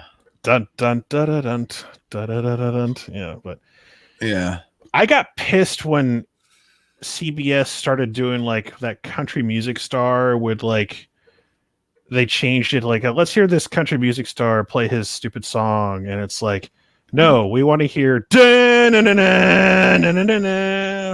dun, dun, dun. Screw you, Billy Cole. yeah. I mean, hey, Billy Cole. People forget like that theme song predates, like it's not just an SEC song. It was around in the 80s, like OU Nebraska 87. You go back and watch that game like on YouTube or something, you hear like back in 87. Dun, dun, dun, dun, dun. Hey, who you got this week, or not this weekend, next weekend in the Super Bowl? The Super Bowl? Man. I was Who you worried about want to win, and is that the same team that you think will win? Man, I thought Mahomes' toe was going to be an issue, but apparently not. Man, they played earlier this year, and the Chiefs won.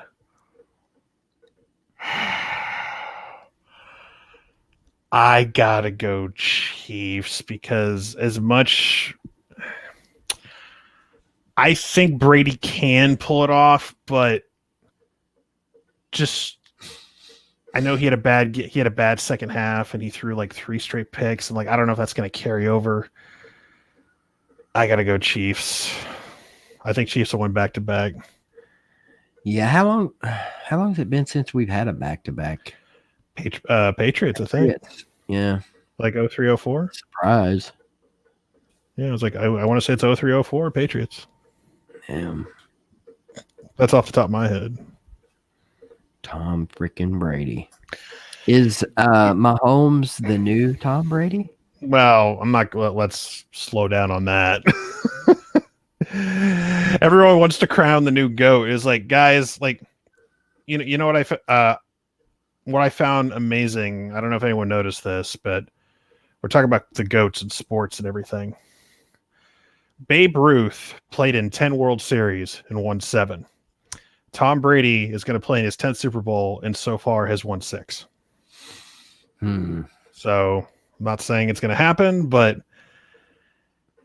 hey, I think the argument, like there's always been an argument against Brady for why he's so successful. There's always been like, well, he's a system QB. Well, Spygate. Well, this happened. Like at some point, it's not an accident.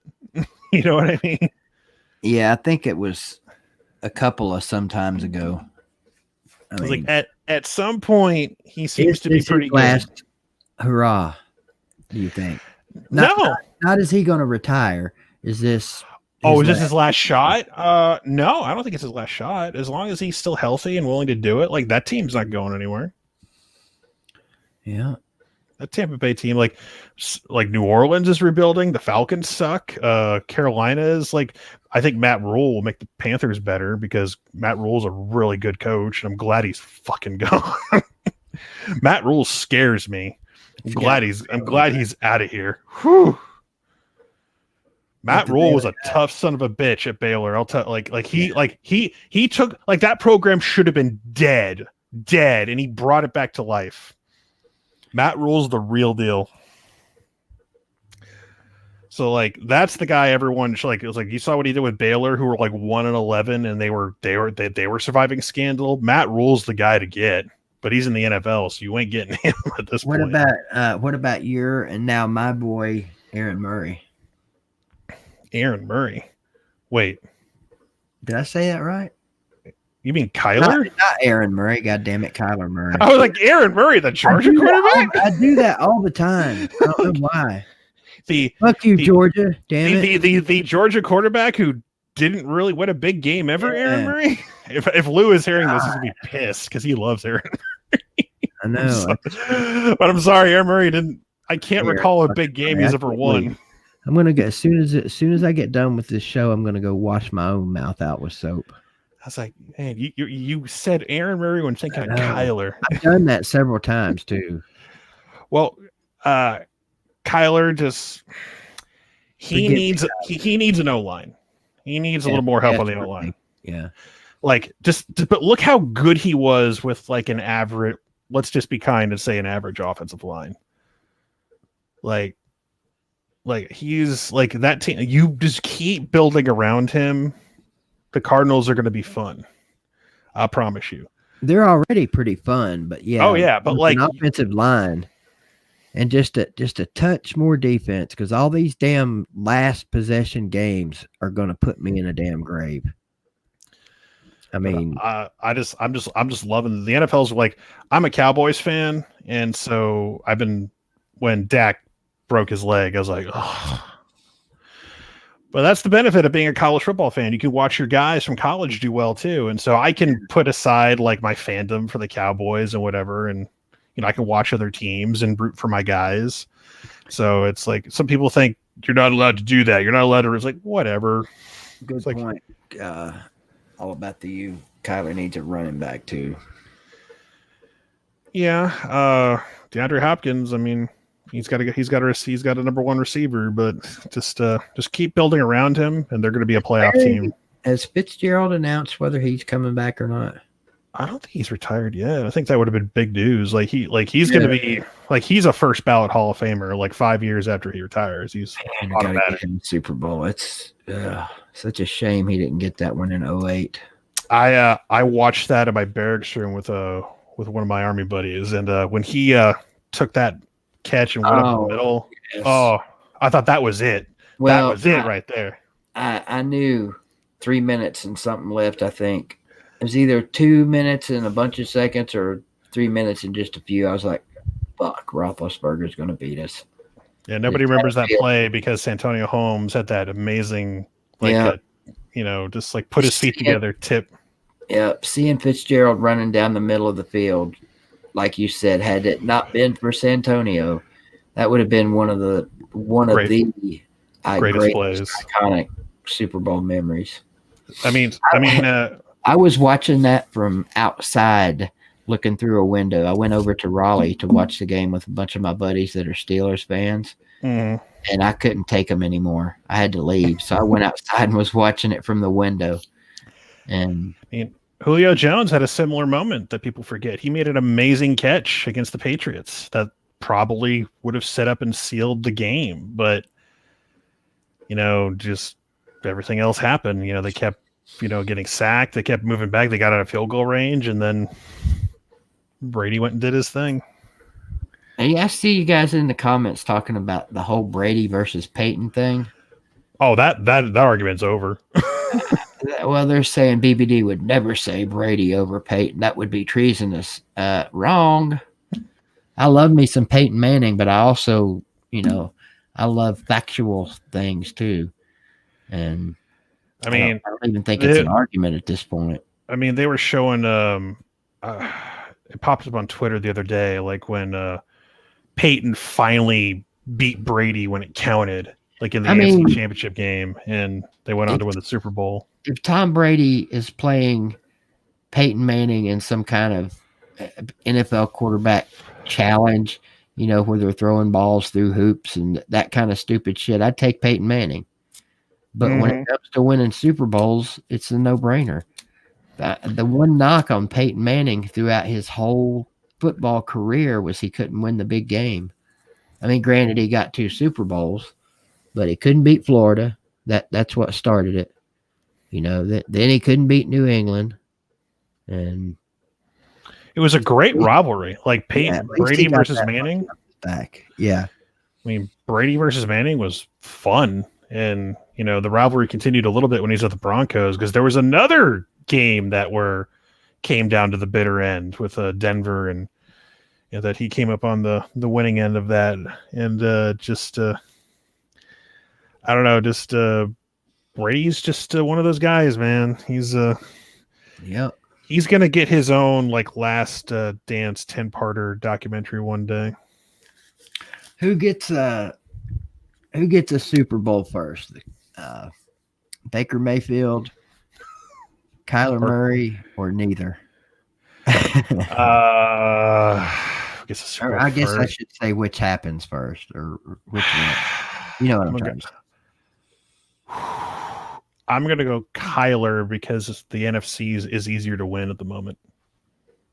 The AFC is loaded right now. It's not fair how good the AFC is. It's such a good Browns team this year, though. for yeah, them. they got some injury. I mean, and like they need to get rid of Odell. I thought getting Odell was the dumbest move because like when they traded for him, is like you guys need like offensive linemen, and you just traded one of your better offensive linemen to get this guy. Mm-hmm. It's like why you don't need like it's like it sounds great having Jarvis Landry and Odell on your team, but they're both number ones. You got to have your role. You got to have guys who are good number twos and number threes. Like I'm not saying you can't have a great wide receiver core, but those two guys are both clearly number ones. And and you saw what happened as soon as Odell got hurt. The team got better offensively because Baker's like Landry's my number one guy. Boom. I'm going to go to other receivers. Then I'll go to Njoku at tight end. There can only be one number one guy. Yeah. Like Landry's your number one target, then you have other receivers, then you go to Njoku at tight end, drop it off to Nick Chubb or whatever, and it's like, the pecking order. Yep. So take it, like trade Odell, get something for him, and then make that team better. Well, Sean, I'm going to let you go. I appreciate you hanging out for such a long time tonight. Great conversation. As always, like I'm good at those things.